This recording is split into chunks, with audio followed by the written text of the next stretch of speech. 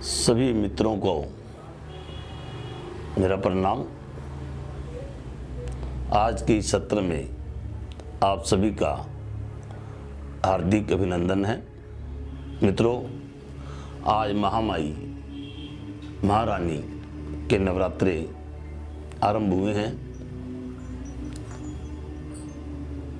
उनको याद करते हुए आप सबके लिए मैं सुख, वैभव, समृद्धि, शांति की कामना करता हूँ कि मैया रानी आपके ऊपर अपार कृपा बनाए रखे। इसके साथ साथ आज युग प्रवर्तक महाराजा अग्रसेन जी की भी जयंती है, जिन्होंने पूरे विश्व को समता का पाठ दिया, समाजवाद का नारा दिया। उनकी राजधानी में कोई भी व्यक्ति नहीं आता था तो उसको 1 रुपया और 1 ईंट देकर अपने बराबर बना लेते थे। तो उस महाराज महापुरुष की जयंती की भी मैं आपको हार्दिक शुभकामनाएं देता हूं।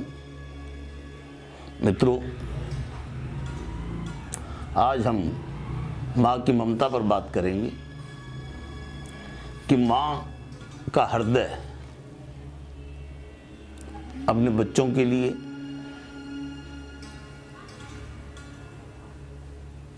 अपने रिश्तेदारों के लिए किस तरह से तड़पता है।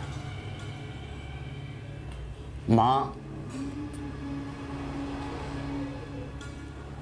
कितने ही बच्चे हों, उन सब का एक बराबर भला चाहती है, परंतु आज युग बदल गया है। बच्चे जो हैं माँ बाप का कहना नहीं मानते, उनके मुताबिक नहीं चलते, उनकी सेवा नहीं करते। अधिकांश जगह देखा गया है कि माँ बाप एक एज के बाद जब वो बुढ़ापे की तरफ जा रहे हैं तो अपने आप को असहाय महसूस करते हैं। तो एक बार भीष्म पितामह मृत्युशैया पर लेट रहे होते हैं। उनका समय नजदीक आ जाता है। जब महाभारत का युद्ध समाप्त हो जाता है, वो देखते हैं कि अब हस्तिनापुर चारों तरफ से सुरक्षित है। युधिष्ठिर जो है राजा बन गए हैं, तो वो माँ गंगा को याद करते हैं और उनसे प्रार्थना करते हैं कि माँ, अब मैं विदा होना चाहता हूँ। तो माँ गंगा कहती है, ये तुम्हारी इच्छा है, तुम पर निर्भर है। तो जब विदा हो तो भगवान श्री कृष्ण को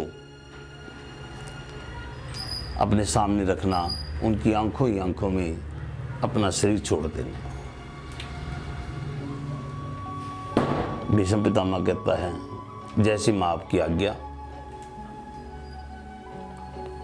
तो वो समय जब आता है तो भगवान श्री कृष्ण को और पांडु पुत्रों को अपने पास बुला लेते हैं।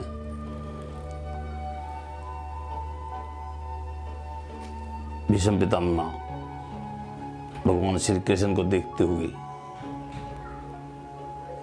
अपना शरीर त्याग देते हैं। भगवान श्री कृष्ण कहते हैं कि मेरे पास आप आए हो, मैं इससे बड़ी भी आपको मोक्ष देता हूं। आप माँ की गोद में चले जाओ। भीष्म पितामह माँ गंगा की गोद में चले जाते हैं। भगवान श्री कृष्ण कहते हैं, माँ से बड़ा इस युग में कोई नहीं है, इसलिए हमें अपनी माँ की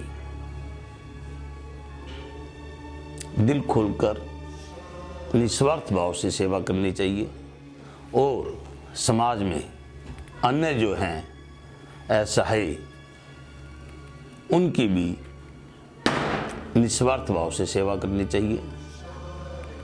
साथियों, अगर हम माँ की सेवा करते हैं तो इससे बड़ा पुण्य कोई नहीं हो सकता, उससे बड़ा मोक्ष कोई नहीं हो सकता। आप के लिए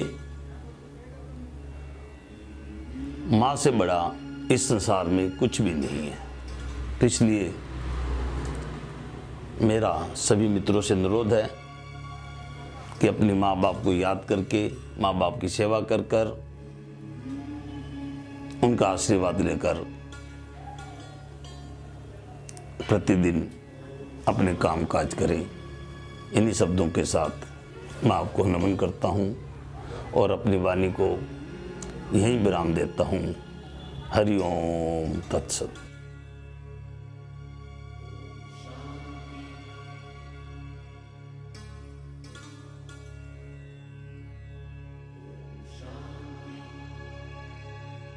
शांति।